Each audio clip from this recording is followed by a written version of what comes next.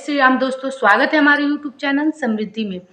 दोस्तों, हम आज आप लोगों को हनुमान जी की ऐसी कुछ प्रिय चीज़ें बताएंगे कि जिनको मात्र चढ़ाने से भी आपकी मनोकामना पूर्ण हो जाएगी, आपका संकट खत्म हो जाएगा। कहा जाता है कि यदि आपकी पूजा से हनुमान जी प्रसन्न हो गए तो कहीं आप खड़े होकर भी किसी विपत्ति में अगर उनको मात्र याद भी करेंगे तो वो प्रकट हो जाते हैं, किसी न किसी रूप में प्रकट होकर के आपकी विपत्ति को काट देते हैं। तो मैं कभी-कभी लोगों को देखती हूँ कि हनुमान चालीसा का, बजरंग बाण का अपनी संकटों को काटने के लिए, अपनी दुःख को काटने के लिए सुंदरकांड का पाठ या फिर शनि की ढैया चढ़ रही हो, साढ़े साती चल रही हो, तो लोग तरह-तरह के पाठ करते हैं। ठीक है, पाठ आप लोग कीजिए, लेकिन किन परिस्थितियों में किसका पाठ करना और कितना करना उचित होता है, ये मैं आज आपको इस वीडियो में बताऊँगी और ये भी बताऊँगी किस विधि से मात्र आप लोग पूजा करके भी हनुमान जी की कृपा पा सकते हैं और आपका सब संकट खत्म करेंगे। देखिए, एक बात तो आप लोग जानते हैं कि कलयुग के प्रत्यक्ष देवता हैं हनुमान जी। वह उनकी कृपा यदि आपके ऊपर होगी तो आपकी जो भी बड़ी से बड़ी संकट हो, क्योंकि राम जी की भी संकट हनुमान जी ही काटे थे, तो हम लोग उनके लिए क्या है।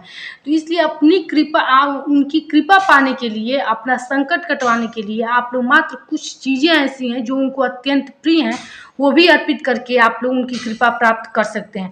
ऐसे भी अगर आप लोग मंगलवार और शनिवार मंदिर में जाते हैं तो इसमें से एक नहीं तो दो चीज़ आप लोगों को जरूर मंदिर लेकर जाना चाहिए, जो कि जिससे कि हनुमान जी प्रसन्न होते हैं। यदि आपके ऊपर हनुमान जी की कृपा प्राप्त हो गई, मैंने एक वीडियो बनाकर दे रखा है कि 100 दिनों का कैसे सुंदरकांड का पाठ करके, मान लीजिए एक ये अनुष्ठान है करके, अगर ये लोग जो लोग ये काम कर देते हैं 100 दिन बिना किसी भी विघ्न के, अगर सुंदरकांड का पाठ रोज शाम को तिन्नी के तेल का दिया जला करके पढ़ देते हैं, तो कहा जाता है कि उनका दाहिना हाथ पकड़ के 100वें दिन हनुमान जी और उनको उठा लेते हैं। और कभी भी जीवन में, अब आप पूजा कीजिए चाहे मत कीजिए, वो आपका हाथ कभी नहीं छोड़ते हैं हनुमान जी। उस 100 दिन का ये अनुष्ठान होता है, बिना खंडित किए पाठ किया जाता है। रोज 1 घंटा करेंगे सुंदरकांड का पाठ तो आप पर हनुमान जी इतने मतलब प्रसन्न होते हैं इस पाठ से कि आप लोग किसी भी परिस्थिति में, मान लीजिए किसी जंगल में, वन में, रात में, कहीं भी किसी भी परिस्थिति में उनको मात्र याद कर लीजिए तो आप वो प्रकट होकर किसी न किसी परिस्थिति में आप लोग का साथ देंगे। तो देखिए, ये तो हो गया सुंदरकांड का पाठ। सुंदरकांड का पाठ वैसे भी आप लोग को शनिवार के दिन, जैसे किसी पे शनि की ढैया चढ़ रही हो, साढ़े साती चल रही हो, या घर में बहुत गृह क्लेश है, तो आप लोग पढ़ सकते हैं। हनुमान चालीसा का पाठ हुआ तो आप लोग डेली सुबह शाम कोई ऐसा पूजा कर रहा है तो कर सकता है, अपने घर में एक बार आप लोग पाठ कर सकते हैं, क्योंकि ये हनुमान चालीसा का पाठ करने से घर में शांति बनी रहती है, सकारात्मकता का प्रभाव रहता है, बल मिलता है, बुद्धि अच्छी रहती है। इसलिए हनुमान चालीसा का पाठ कोई पुरुष यदि डेली करता है तो बहुत अच्छा माना जाता है। अपने बच्चों को, यदि 12 साल से अधिक बच्चे हैं तो इनको याद भी कराना चाहिए और बच्चों को कहना चाहिए कि कम से कम कुछ नहीं तो बेटा सुबह बैठ करके पढ़ने से बुद्धि अच्छी होती है। और जानती हैं, बुद्धि जिसकी अच्छी रहेगी, वहाँ कहा ही जाता है सुंदरकांड में, जहाँ सुमति तहाँ संपत्ति नाना, जहाँ कुमति तहाँ विपत्ति निराना। जहाँ सबकी बुद्धि अच्छी रहेगी वहाँ संपत्ति भी आएगी, सुख भी आएगा, शांति भी आएगी, हर चीज़ वहाँ आएगा। और जहाँ कुमति रहेगा वहाँ कुछ नहीं आएगा। तो हनुमान चालीसा का पाठ तो हर लोगों को एक बार सुबह कर ही लेना चाहिए अपनी पूजा में, 5 मिनट लगता भी है। अब स्त्रियां कहती हैं कि मैं उनको स्पर्श नहीं कर पाती, जैसे माला पहनाना हो, भोग लगाना हो, या फिर से उनको टीका लगाना हो, तो ऐसी कोई बात नहीं है, आप लोग ये सब चीज़ नहीं कर सकते हैं, लेकिन दूर से उनका ये पाठ कर सकती हैं, उनको भोग लगा सकती हैं, दूर से कर सकती हैं, बस उनको स्पर्श नहीं कर सकती हैं, चाहे लड़कियां हो चाहे महिलाएं हों। कभी कभी लड़कियां कहती हैं कि मैं तो लड़की हूँ, कर सकती हूँ, ऐसी कोई बात नहीं, उनको नहीं स्पर्श कर सकती हैं, ये सरासर गलत है। चाहे मंदिर में हो चाहे अपने घर के मंदिर में हो, आप लोग फोटो भी स्पर्श नहीं कर सकती हैं। यदि आप ये गलती करती हैं तो खुद आपको परिणाम कुछ दिनों के अंदर दिखेगा, क्योंकि मैं इसको आंखों देखिए आप लोग को परिणाम बता रही हूँ कि जो स्त्री हनुमान जी को स्पर्श करती है, देखिए किसी के भी संकल्प को तोड़ना इस दुनिया में सबसे बड़ा गलती कहा जाता है, पाप कहा जाता है। जैसे मान लीजिए कोई पंडित हो, कोई ऋषि हो, अगर जाप कर रहा है और आप जाकर उसमें कुछ खलल डालेंगे तो गलत है। उसी प्रकार से वो ब्रह्मचर्य थे, जब वो महिलाओं को स्पर्श नहीं करते तो आप लोग उनको इस ब्रह्मचर्य को तोड़ने का कोई अधिकार नहीं है। कुछ लोग कहते हैं कि जैसे कि उनको भाई मानकर, वो मान करके, मैं इतना कुछ तो नहीं जानती हूँ, मैं किसी की बातों को खंडित नहीं कर रही हूँ, लेकिन मैं जितना जानती हूँ अपने गुरु जी के द्वारा, अपने शास्त्रों के द्वारा, यही मैं जानती हूँ कि जो महिला या फिर लड़कियां उनको स्पर्श करती हैं तो आप लोग खुद अनुभव अपने जीवन में करिएगा। इतना मतलब आप लोग को दिक्कत परेशानी होने लगेगी उनको छूने से, क्योंकि किसी के भी जैसे संकल्प को तोड़ना बहुत ही गलत बात है, नहीं तोड़ना चाहिए। यदि आप लोग को इस बात पे विश्वास नहीं होगा, ये तो हम आजमाए हैं, आंखों से देखे हैं ये चीज़, तो आप लोग खुद इस चीज़ को अनुभव कीजिएगा, आप लोग को परिणाम सामने आ ही जाएगा। फिर कमेंट बॉक्स से आप लोग लिख करके जरूर बताइएगा। आज की वीडियो यदि दोस्तों आप लोग को अच्छी लगे तो एक आप लोग लाइक जरूर कर दीजिएगा, चैनल को सब्सक्राइब कर दीजिएगा, ताकि ऐसी ही वीडियो के नोटिफिकेशन आपके पास पहुंच जाए। अब मैं बजरंग बाण के पाठ का बात करूंगी कि बजरंग बाण का पाठ आप लोग को किन परिस्थितियों में करना चाहिए। देखिए दोस्तों, इसमें 2 लाइन की एक चौपाई है, 2 लाइन का एक दोहा है। उसमें बोला जाता है कि इन्हें मार तो ही शपथ राम की, राख नाथ मर्याद राम की। देखिए, ये लाइन पढ़ने से मात्र उनके कहा जाता है कि हनुमान जी का आसन हिल जाता है।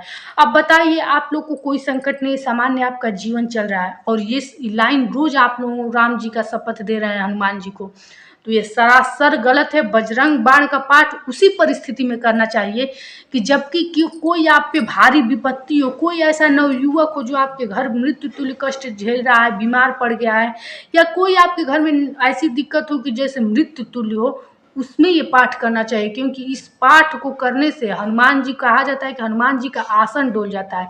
इसलिए कभी भी किसी विशेष परिस्थिति में ही आप लोग बजरंग बाण का पाठ कीजिए, नहीं तो आप लोग सामान्य रूप से हनुमान चालीसा का और मंगलवार शनिवार जैसे भी हो, जब भी मन करे, अपने गृह शांति के लिए सुंदरकांड का पाठ अपने घर में करें, ये साधारण है। लेकिन बजरंग बाण का पाठ किसी विशेष परिस्थिति में ही कीजिएगा। हमारी बातें अच्छी लगे दोस्तों तो एक लाइक जरूर कर दीजिएगा, और शुद्ध सात्विक जानकारी पाने के लिए चैनल को सब्सक्राइब भी कर दीजिएगा, क्योंकि आपके लाइक से हमें बहुत प्रेरणा मिलती है। अब मैं बात बताऊंगी उन चीज़ों की जो कि हनुमान जी की सरल तरीका से आप लोग पूजा कर सकते हैं। उन चीज़ों को चढ़ा करके आप लोग हनुमान जी की कृपा भी प्राप्त कर सकते हैं, और आपकी जो भी मनोकामना हो, यदि ये चीज़ें 1.25 महीने तक किसी भी शुक्ल पक्ष के मंगलवार से शुरू करके 1.25 महीने तक चढ़ा दिए, तो निश्चित रूप से आपकी मनोकामना भी पूर्ण हो जाएगी और संकट भी हट जाएगा। और यदि कोई, मैं बताऊं कि वैसी संकट हो, जैसे बताऊं कि कोई वैसा नवयुवक ही है जो आपके घर में बीमार है या फिर से मृत्यु तुल्य कष्ट झेल रहा है, तब आप इसको चढ़ाने के बाद बजरंग बाण का पाठ भी मंदिर में बैठ करके जरूर एक बार पढ़ दीजिएगा। लेकिन हमारी बातों को ध्यान दीजिएगा कि विशेष परिस्थिति में बजरंग बाण का पाठ पढ़िएगा, नहीं तो बजरंग बाण का पाठ डेली के रूटीन में कभी भी मत पढ़िएगा। अब मैं वो चीज़ें आप लोग को बता दे रही हूँ कि उनको क्या है जो अति प्रिय है। आप लोग ऐसे भी, जो लोग किसी चीज़ से परेशान नहीं है, ऐसे भी यदि कभी मंदिर जाए हनुमान जी की, तो इनमें से 2 ही चीज़ लेकर जाएं, लेकिन लेकर जाइएगा। क्या क्या चीज़ है वो? मीठा गुलगुला जो होता है 1.25 पाव आटे का, आप लोग मंगलवार के दिन बनवा लीजिए। एक निंगोटा लीजिए, जो किसी भी टेलर के यहाँ जाएंगे तो वो केसरिया रंग का बना देगा। केसरिया रंग का एक झंडा भी बनवा लीजिए। और आप लोग एक पान का बीड़ा होता है, उसको तैयार कर लीजिए, ऊपर से उसमें लौंग लगवा लीजिएगा। आप लोग हनुमान जी के लिए जब कहेंगे तो बीड़ा दुकान वाला बना देता है। उसके बाद से आप लोग चमेली का तेल 1 कटोरी में पीला सिंदूर ले लीजिए, और इसको लेकर के आप लोग मंदिर चले जाइए।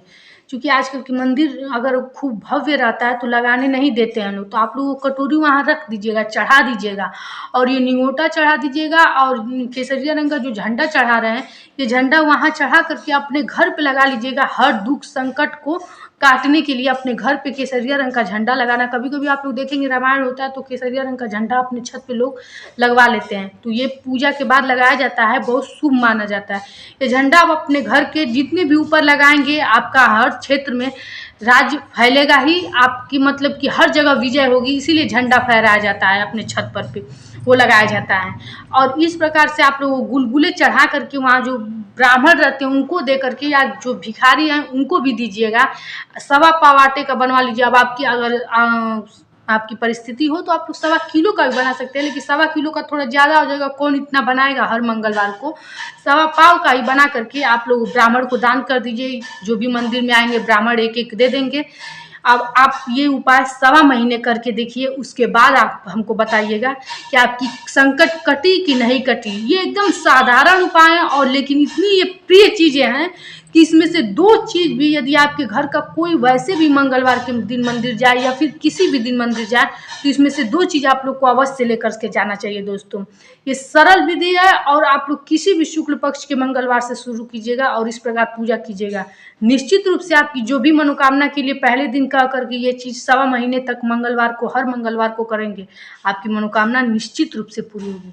तो दोस्तों वीडियो कैसी लगी ये आप हमको ज़रूर बताइएगा। आज की जानकारी आप लोग को कैसी लगी? देखिए दोस्तों, मैं आप लोग को सोचती हूँ कि कितना शुद्ध सात्विक जानकारी आप लोगों को देती रहूँ, और इसमें कोई आप लोग को त्रुटि लगे तो आप लोग कमेंट बॉक्स में बेझिझक लिख करके बताइए। फिर मिलेंगे एक नए वीडियो के साथ। जय श्री राम दोस्तों।